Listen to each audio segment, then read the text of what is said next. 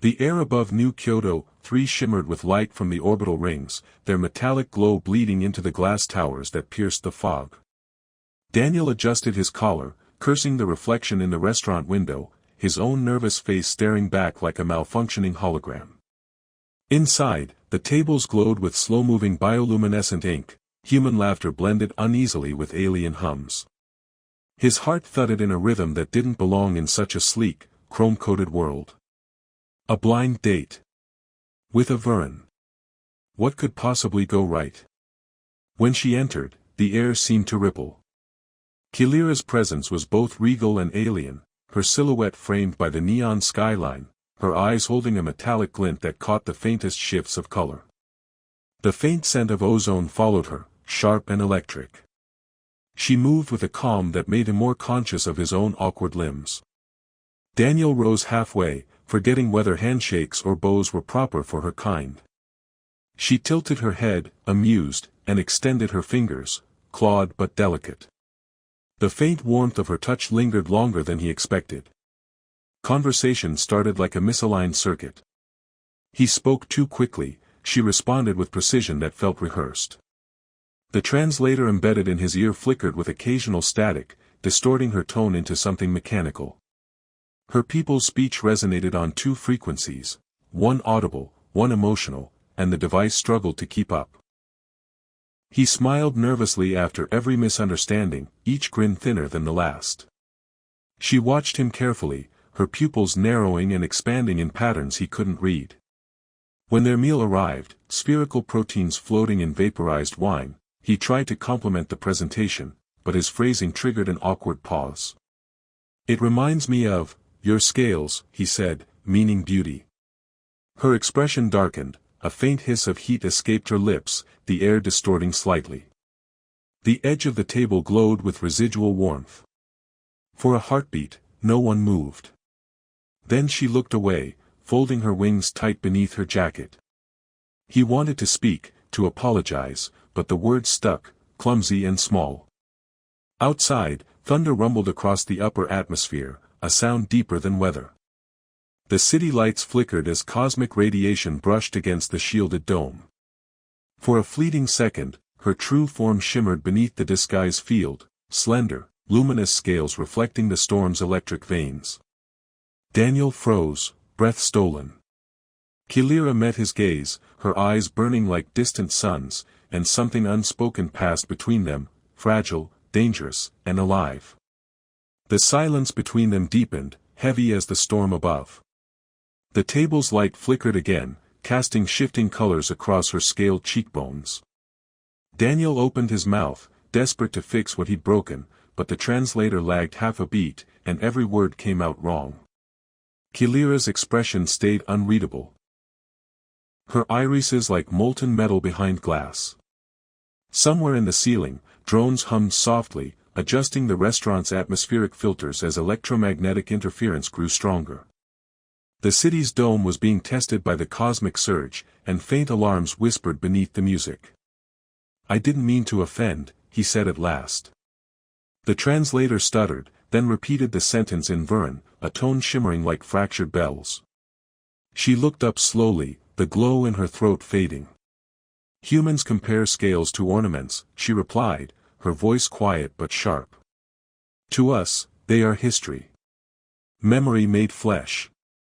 He nodded, unsure what that meant, yet the rhythm of her words struck him deeper than logic. Outside the panoramic window, lightning crawled across the sky in threads of violet fire. The entire skyline shimmered under its pulse, revealing brief silhouettes of airships gliding through the smog. Kilira's pupils widened, reflecting the lightning, and for the first time her guard lowered. "You've never seen a storm like this," she said softly. "On Vura, we call them soul tempests. They make the world remember." Daniel followed her gaze. "We forget too easily," he murmured, almost to himself. A low tremor rolled through the floor. The glass ceiling dimmed automatically, switching to radiation mode. Blue static crawled along the windows like frost. In that brief darkness, her form shimmered again, wings stretching just beyond physical space, translucent, full of quiet power. Daniel watched, not with fear but awe, the kind that strips speech from the human tongue. When the lights returned, Kilira drew back quickly, ashamed of what he'd seen. But Daniel didn't look away. "It's beautiful," he said simply. No translator was needed. Her breath caught, her gaze flickered, and for the first time, her lips curved, not in pride, but in something closer to human uncertainty. The storm outside raged on, but inside the glass walls of New Kyoto 3, something fragile began to thaw. The radiation storm reached its peak, draping the city in a strange, electric dusk. Outside, every tower pulsed faintly with magnetic veins, the sky bleeding violet and green through the dome. The restaurant's shielding hummed like a living thing, and in that trembling air, Daniel felt time loosen its grip. Kilira leaned back, her eyes closed as if listening to something far away. He could see faint patterns glowing beneath her skin, lines of biothermal energy, ancient and graceful. "What are you hearing?" he asked. The translator hesitated before responding in her voice, "The sky. It sings when the storm forgets its anger." Her tone was almost reverent, and Daniel found himself lowering his own voice, afraid to disturb the fragile spell. They sat like that for a while, the silence between words filled with electric whispers. He noticed how the light traced her outline, how her armor-soft attire reflected tiny constellations, how she seemed both part of this world and painfully apart from it. When she opened her eyes again, she spoke without translation. Her language carried on two frequencies, sound and vibration, and somehow, he understood. Not the words, but the meaning. It brushed through his mind like warmth after endless cold. She was telling him she was tired of being a symbol, a negotiator, a dragon bound in human expectation. "They look at me and see legend," she said finally, switching back to standard. "You look and see a person. That's new." Daniel didn't know what to say. The air around them shimmered with residual plasma from the storm, small sparks floating like fireflies. His nervous hands traced the condensation on his glass. "I know what it's like to be seen for what you're not," he said. "People expect confidence. I give them static." She smiled faintly, a small exhalation that felt like the world breathing easier. A new tremor shook the floor. The restaurant's hollow walls flickered, showing brief images of orbiting satellites bending under radiation pressure. Emergency protocols activated, magnetic barriers sealed the exits. They were trapped. Kilira stood, wings shifting faintly beneath her jacket. "The dome will hold," she murmured, "if the humans built it with heart." He looked up at her and said quietly, "Then we might be safe." She turned to him, something luminous softening in her gaze. "We," she repeated. And for the first time that evening, the word didn't sound foreign. The hum of the sealed barriers faded into a low, steady vibration, like the city itself was holding its breath. Emergency lights bathed everything in shades of amber, soft and flickering. The restaurant's chatter had died away, guests sat in tense silence, their reflections wavering in the glass. Daniel and Kilira remained at their table, a single island of calm amid the quiet unease. He could see the faint heat radiating from her skin, a shimmer that made the air quiver. "You don't seem afraid," he said. "Fear wastes energy," she replied, her gaze fixed on the trembling horizon beyond the dome. "And I've wasted enough in this world." Her voice carried the weight of distance, the gravity of centuries compressed into syllables. Daniel leaned forward, something in her tone pulling him in. "You've seen war," he guessed. She nodded slowly. "Vera burned once, long before I was born. The sky filled with ash and we learned that fire can destroy its own heart." Her hand brushed the table, leaving behind faint trails of warmth. "Since then, my kind have been trained to guard our flames, never to let them touch what they love." He hesitated. "Then why come here?" She turned her golden eyes toward him. "To remember that not all warmth burns." The air between them thickened with quiet electricity, charged by something more fragile than power. The storm's pulses outside had weakened, the auroras now drifted like gentle waves over the skyline. Yet the dome lights flickered once more, and in that dimness, he saw her expression falter, a glimpse of exhaustion, of exile. Daniel spoke before he could stop himself. "You don't have to guard it with me." The words hung there, trembling like exposed circuits. She looked at him for a long time, her gaze unreadable. "You think kindness can withstand fire?" she asked softly. He met her eyes. "I think fire can learn kindness." For a moment, neither moved. The storm subsided fully, leaving the city in an eerie, glowing calm. Kilira lowered her wings, the heat fading from her skin. "Perhaps," she whispered, "you're not as fragile as you look." Daniel smiled faintly. "And you're not as untouchable as you pretend." Her laughter came quiet, unguarded, like embers sighing in the dark. When the dome reopened, the night that greeted them no longer belonged to the same world. The storm had cleared the smog, revealing the black ocean of the sky in impossible clarity. Auroras rippled above the skyline, great curtains of green and gold weaving through the stars.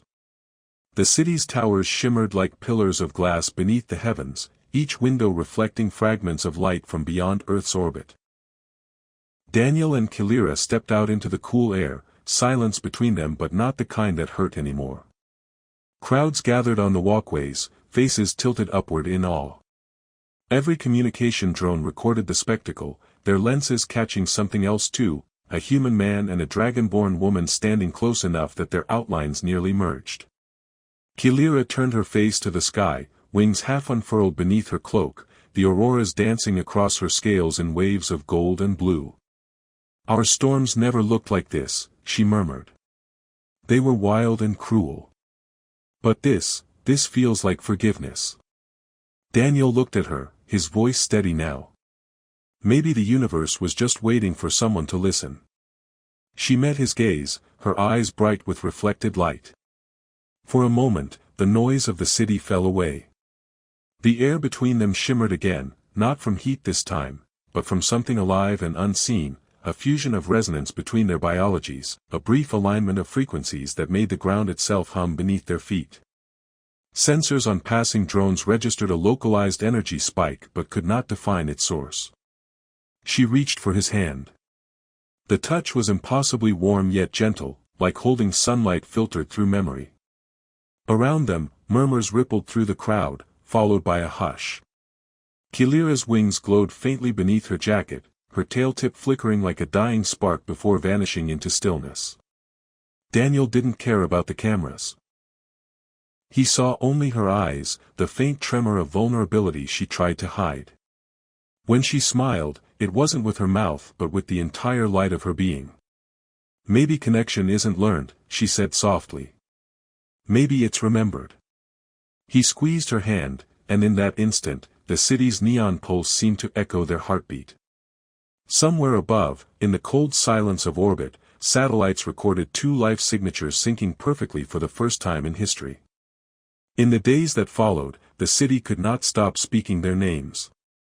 Newsfeeds replayed the footage of the Aurora moment, Kilira's hand glowing as it met Daniel's, a flare of radiant energy forming between them like a living emblem. Commentators debated what it meant, a new phase of diplomacy, a symbolic act of peace, or something far more intimate and ungovernable. Scientists dissected the data, searching for proof that the resonance was merely electromagnetic. But deep down, everyone who saw it knew, it was something they couldn't measure. Daniel avoided the attention, retreating to his modest apartment high in the tower sectors. Every night, he watched the sky, still faintly colored by residual radiation, wondering if she would appear again. She did, 3 days later, without fanfare, no guards, no ambassadorial emblems, just Kilira in a dark coat and faint smile. The city's wind turbines hummed above as she spoke. "They want me to return to Vera," she said. "They call this an anomaly. They fear what it could mean." He nodded, though his chest tightened. "Maybe they're right to fear it." She stepped closer. "But fear isn't how we build new worlds." Her hand brushed his, and again the faint hum rose between them, two frequencies harmonizing, delicate but unbreakable. If we let the past dictate what we are, neither of us will evolve, she whispered. Maybe we're meant to prove something different. When the next transmission came from the Galactic Council, it carried unexpected news, a new branch of the Harmony Program, the Ember Initiative, dedicated to emotional and biological understanding between species. Its emblem mirrored the light that had flared between them that night. Kilira was named its first envoy. Daniel was appointed as human liaison. Together, they would chart the unspoken territory between empathy and evolution. As the transport ascended through the clouds, Earth's dome shrinking beneath them, Daniel looked at her one last time before the stars swallowed the horizon. Her eyes burned gold, but softer now, like dawn instead of fire. To see with flame, she murmured, is to feel without fear. And in that light, two hearts carried the memory of a storm that changed the universe, not through power, but through understanding.